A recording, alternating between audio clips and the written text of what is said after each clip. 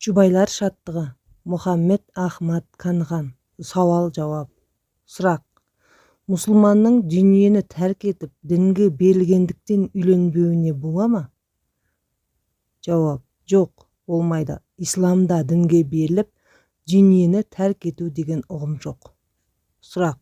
Үйлену үшін талап етілетін дүние мүліктің мөлшері қанша? Жігіттің табысы отбасын асырауға, үй-жайын жабдықтауға жететін болуы керек.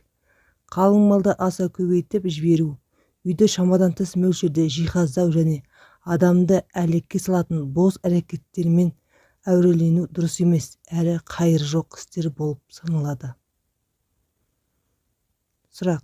Есік көрмеген қыз алған жөн бе, әлде жесірген немесе ажырасқан әйелге үйлену абзал ма? Жауап. Есік көрмеген қызға үйлену абзал әрі жақсырақ. Дегенмен жесірге ажырасқан әйелге үйленудің де айыбы жоқ. Сұрақ. Жоғарыдағы хадисте айтылған бойдақтардың құмарлыққа салынбауларына көмектесетін оразадан өзге жол бар ма? Жауап. Иә, бірнеше жол бар. Олар бөгде әйелдерге көз салудан аулақ болу, Құранды көп оқу, әдепсіз фильмдерді көрмеу, бұзық кітап журналдарды оқымау. Сұрақ. Әйелдер арасында әділдік, теңдік жасаудағы мақсат не?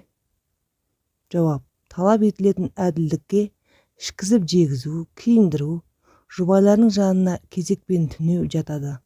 Осы мәселелер төңірегінде еркектің әйелдерінің біреуіне артықшылық беруі харам. Әйелдер ешқандай қысым мен зорлыққа ұшырамауы керек. Ал жүрекпен берілуі мәселесінде әйелдер арасында теңдік сақтау талап етілмеген. Өйткені жүректің қалауына адам баласының үкімі жүрмейді. Сұрақ. Әйелдері арасында әділдік етуге ер адамның ерік жігері жете ме? Жауап. Иә, егер ол Аллах тағаладан өзінің қолдауын сұрап, әрі өзі соны қаласа, ерік жігері жетеді.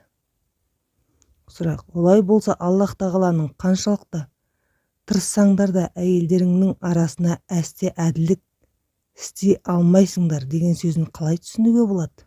Жауап. Бұл аяттың мағынасы шын жүректен жақсы көруі.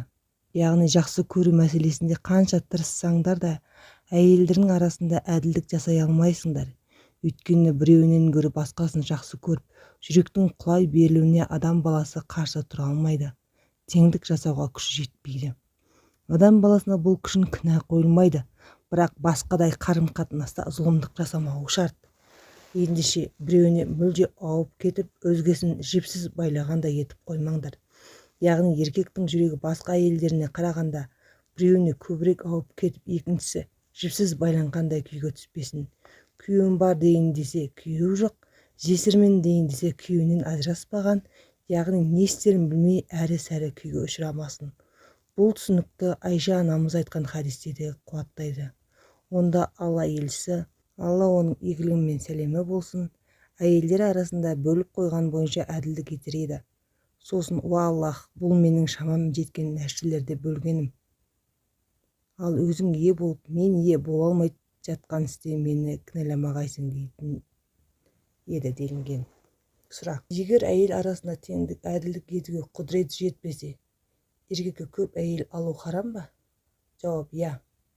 Мұндай жағдайда еркекке көп әйел алу харам. Сұрақ. Жұмақта Хур әл-Айн атты қыздардың бар екенін жоққа шығаратын мұсылман әйелдің үкімі не? Жауап. Аллах сақтасын. Ол әйелге дереу тәубеге келіп, иманын күшейту керек. Сондай-ақ жұмақтағы нығметтер қатарында еркектер үшін хор қыздарының бар екеніне сену ләзім. Жалпы күйеуі жанатта хор қыздарының жанында болса, ол жақсы емес пе? Егер бұл әйелдің өзі де игі амалдарымен жәннатқа кірсе, сансыз нығметтер мен сый-сияпаттар парыз етіледі.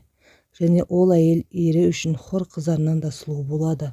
Тозаққа түскен әйелдің қандай жаман екендігі, әрі жаһаннамның нендей жаман орын екендігі туралы екінші бөлімнің қызғану тақырыбында кеңірек әңгімелейтін боламыз.